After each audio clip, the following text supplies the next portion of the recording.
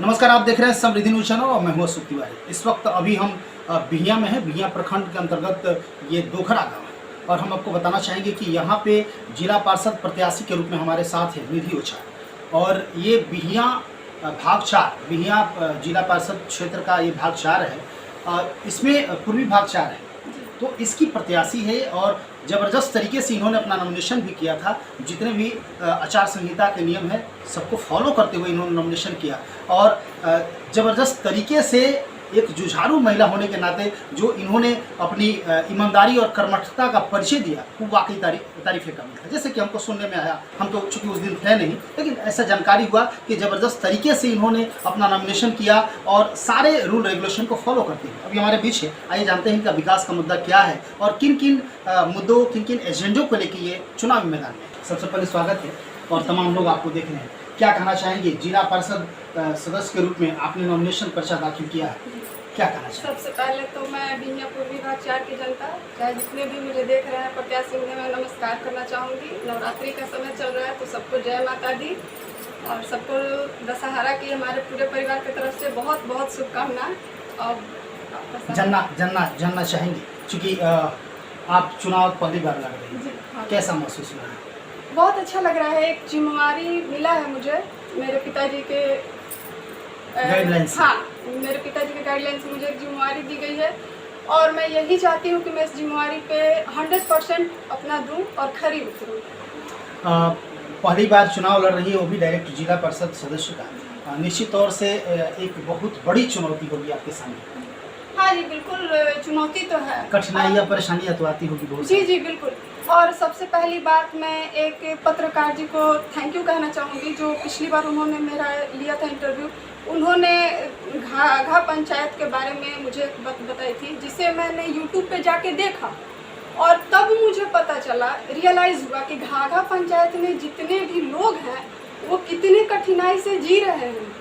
हमारे जितने भी प्रत्याशी, मैं जीतूँ या हारूँ इसका मुझे कोई ये नहीं है, मैं जीतूँ इसलिए नहीं कह रही हूँ, पर जो भी जीते उस पंचायत पे सबसे पहले ध्यान दें। इसलिए ध्यान दें कि हम अभी महामारी से निकले हैं, कोरोना जैसे महामारी से जो पूरा विश्व परेशान था, तो हम अभी निकले भी नहीं हैं। समझ लीजिए कि राहत के तौर पे हम पाए गए हैं। वहाँ पे आप जाके देखिए, नाली का पानी घर में जा रहा है और नाली के पानी में कितने खतरनाक मच्छर पाए जाते हैं, डेंगू मलेरिया सब वहीं से पाया जाता है।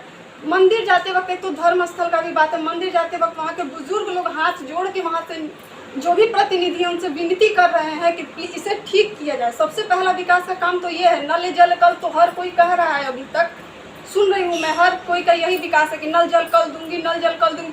पहले जल निकालने का काम कीजिए आप लोग, जल निकासी। जी हाँ, जो उस जल में सड़ रहे हैं, मर रहे हैं, 2 दिन तक बरसात के मौसम में वो बाहर नहीं निकल पा रहे हैं, जिनके बच्चों की शादी रुक गई है, ये जान के मैं 2 बजे रात तक सोई नहीं हूँ। मैं इसलिए नहीं बता रही हूँ कि मैं लाइव टेलीकास्ट पे हूँ, इसलिए बता रही हूँ कि उनके दुख को समझ के, मैं एक गरीब लड़की हूँ, मेरे बारे में जो जानते होंगे वो अच्छे से जानते हैं।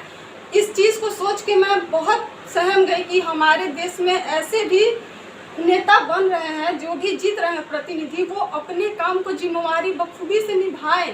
आज चूँकि आपसे बात करके हमें ऐसा लग रहा है कि नहीं, जो पूर्व जिला पार्षद नंद कुमार ओझा जी यदि अपनी बहू को चुनावी मैदान में उतारे हैं तो वाकई निश्चित तौर से इस क्षेत्र का विकास होगा।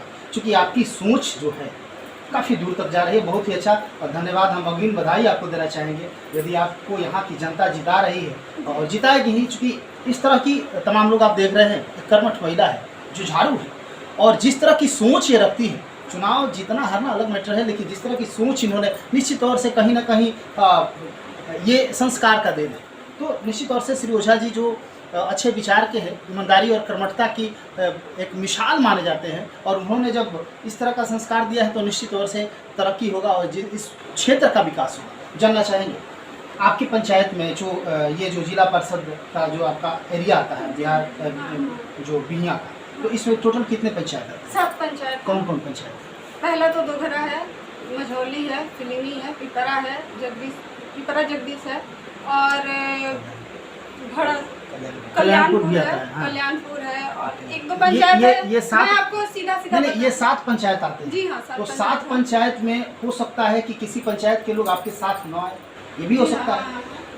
बाई चांस यहाँ की जनता आपको जिताती है तो आप क्या करेंगे? ये सातों पंचायत का विकास करेंगी या फिर जो जो लोग जिताएंगे उनका?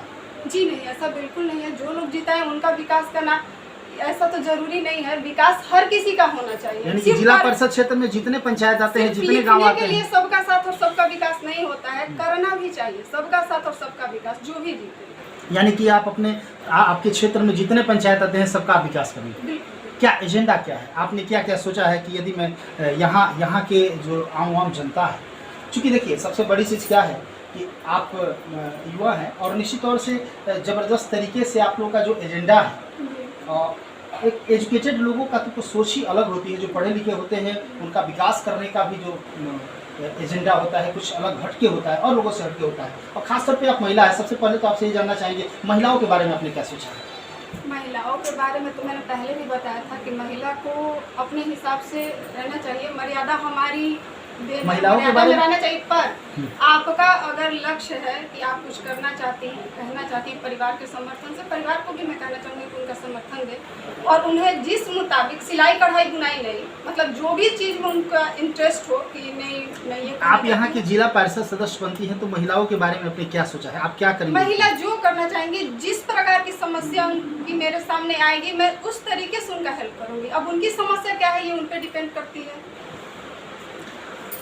तो आप देख रहे हैं निधि ओझा है और जिला पार्षद का अभी इन्होंने नॉमिनेशन पर्चा दाखिल किया है। हालांकि मैं आपको बता दूं कि नंद कुमार ओझा जी की ये बहू है जिन्होंने अपनी ईमानदारी और कर्मठता का मिसाल ही पूरे क्षेत्र में नहीं पूरे शाहाबाद में एक उदाहरण है। वो कहीं भी किसी का भी कोई भी फंक्शन होता है, कोई भी निमंत्रण दे दिया तो चाहे कितनी रात क्यों न हो वो जाएंगे, जरूर अटेंड जरूर करेंगे। तो ज़बरदस्त तरीके से सामाजिक समरसता की उदाहरण है और ज़बरदस्त तरीके से ये अपना जो सर्किल या जो भी समाज बनाया है वाकई कहने लायक है कि कोई भी शान से कह सकता है कि हम उनके परिवार से, और उनकी ये बहू है और इन्होंने यदि इस चुनावी मैदान में इनको उतारा है निधि ओझा को तो कहीं ना कहीं कुछ दिख रहा होगा कि नहीं ये कुछ अच्छा कर सकती है। और हमें जहाँ तक लगता है कि आप लोग भी देख रहे हैं, बहुत सारे लोग यहाँ प्रत्याशी खड़ा करते हैं, महिला सीट होता है या महिला को खड़ा करते हैं तो प्रतिनिधि के तौर पे खुद सामने आते हैं और खुद कहते हैं कि हम प्रतिनिधि हैं, हमारी जो प्रत्याशी है वो कुछ बोल नहीं पाती हैं, हम बोलेंगे।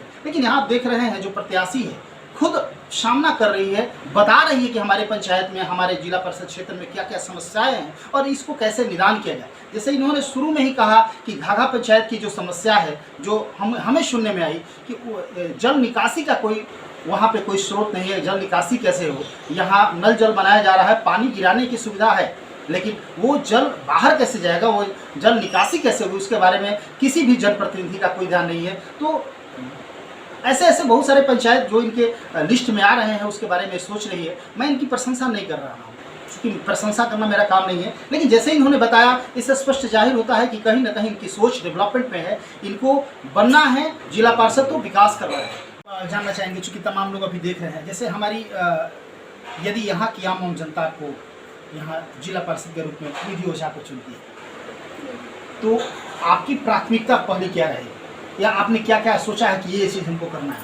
मैंने सोचा है, पहला तो मेरा घाघा पंचायत का मुद्दा जो मेरे सामने आया है जिसे मैंने खुद देखा है, और दूसरा जो मेरे प्रतिनिधि मुझे बता रहे हैं क्योंकि वो सब जगह जाके देखते रहते हैं। मैं तो महिला हूँ, अभी तक गई नहीं हूँ कहीं, मैं जाऊँगी सबके सामने। पर मेरे प्रतिनिधि जो बताए हैं एक पिपरा पंचायत है और पिपरा ही गाँव है, पिपरा जगदीश जी पिपरा जगदीश, जहाँ आज़ादी के बाद आज तक रास्ता ही नहीं बना।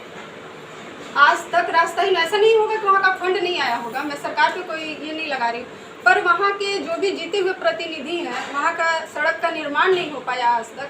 तो एक मेरे समझ से शायद वो एक मुद्दा है, मैं वो करना चाहूँगी।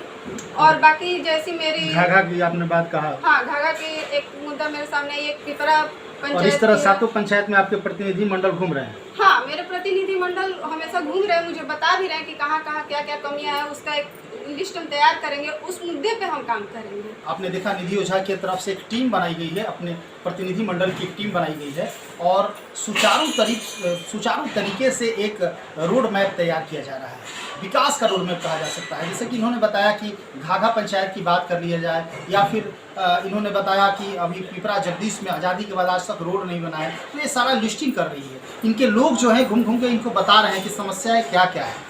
और आम जनता से ये विश्वास दिला रही है कि हम जीतेंगे। तो इन सारे चीज़ों के लिए सरकार से हम आवाज़ उठाएंगे, या जो भी हमारा फंड होगा या जो भी जैसे भी होगा हम इसको डेवलप करने का, वहाँ रोड बनाने का या वहाँ पे जल निकासी का, ये सारे काम हम करेंगे। ये हमारे एजेंडे में है, हमारे मुद्दे जो हमारा विकास का मुद्दा है, हमारा जो लक्ष्य है, तो ये सारी चीज़। तो इसी तरह निधि ओझा ने अपना नॉमिनेशन किया और जिला पार्षद का चुनाव के लिए ज़बरदस्त तरीके से तमाम लोगों के साथ मिलजुल के, और निश्चित तौर से एक महिला है तो महिलाओं के बारे में तो सोचेंगे ही, और यहाँ के जो आम मैक्सिमम लोग, तो मैं आपको बताऊं कि कहीं ना कहीं नंद कुमार ओझा जी एक अच्छे सामाजिक व्यक्ति हैं और उनका तो श्रेय जाता ही है, सबसे बड़ा श्रेय जाता है, क्योंकि तमाम लोगों से हट के उन्होंने जो सर्किल बनाया है और जो उन्होंने अपनी ईमानदारी और कर्मठता का परिचय दिया है, वाकई तारीफ़े काबिल है। और निश्चित तौर से यदि बात की जाए निधि ओझा की, तो पढ़ी लिखी महिला है, जमशेदपुर से पढ़ी लिखी है। और आपका गांव कहाँ है, आपका नेटिव प्लेस कहाँ है? मेरा गांव सिन्हा के बाद संजोई आता है। संजोई। और जमशेदपुर से आप पढ़ी लिखी हैं। हाँ। जमशेदपुर में आपका पालन पोषण सब, तो निश्चित तौर से अच्छे जगह आप रही हैं, तो उस तरह की सोच तो डेवलप होगी ही। आप चाहेंगे कि जमशेदपुर की तरह आपका ये बिहिया का जिला परिषद का जो आपका क्षेत्र है वो भी बने। तो निश्चित तौर से अपने इस क्षेत्र को आदर्श क्षेत्र बनाने के लिए लगातार जुड़ी हुई हैं, लोगों के साथ विजिट भी कर रही हैं, घूम भी रही हैं। हालांकि अभी तक इन्होंने पूरे पंचायत का विजिट नहीं किया है जितने इनके क्षेत्र में आते हैं, लेकिन इन्होंने कहा है कि हमारे लोग घूम रहे हैं, हम भी घूमेंगे और लोगों से आग्रह करेंगे कि सही लोगों का चुनाव करें, ताकि आपके क्षेत्र का विकास हो। और जो भी समस्याएं हैं उनको, ये डायरेक्ट रूप से इनका कहना है कि हम सुनने का काम करेंगे। आप देखते रहे समृद्धि न्यूज़ चैनल।